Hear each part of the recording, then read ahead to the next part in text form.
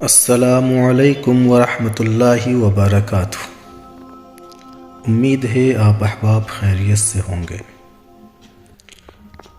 شب معراج کے بارے میں کچھ باتیں آپ کے سامنے عرض کرتا ہوں۔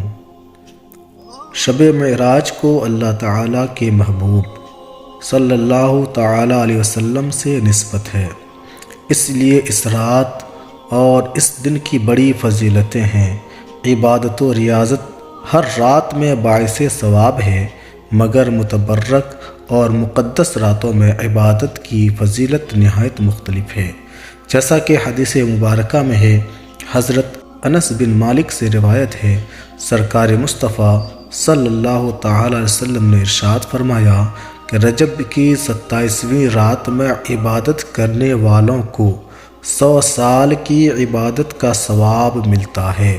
سبحان اللہ۔ اور میرے آقا صلی اللہ تعالی علیہ وسلم کی حدیث سماعت فرمائیں۔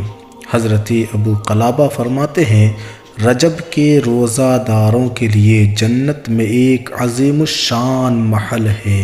سبحان اللہ۔ اور حضرت سیدنا عبداللہ ابن عباس رضی اللہ تعالی عنہما سے روایت ہے کہ نبی کریم صلی اللہ تعالی علیہ وسلم نے فرمایا، رجب کے پہلے دن کا روزہ 3 سال کا کفارہ ہے، اور دوسرے دن کا روزہ 2 سالوں کا، اور تیسرے دن کا روزہ 1 سال کا کفارہ ہے، پھر ہر دن کا روزہ 1 ماہ کا کفارہ ہے۔ نہایت ہی خوبصورت فضیلت ہے، اور نبی کریم صلی اللہ تعالی علیہ وسلم کا فرمان شان ہے، رجب میں 1 دن اور 1 رات ہے، جو اس دن روزہ رکھے اور رات کو قیام یعنی عبادت کرے تو گویا اس نے 100 سال کے روزے رکھے۔ اور یہ رجب کی 27 تاریخ ہے۔ اسی دن محمد صلی اللہ تعالی علیہ وسلم کو اللہ عز و جل نے مبعوث فرمایا۔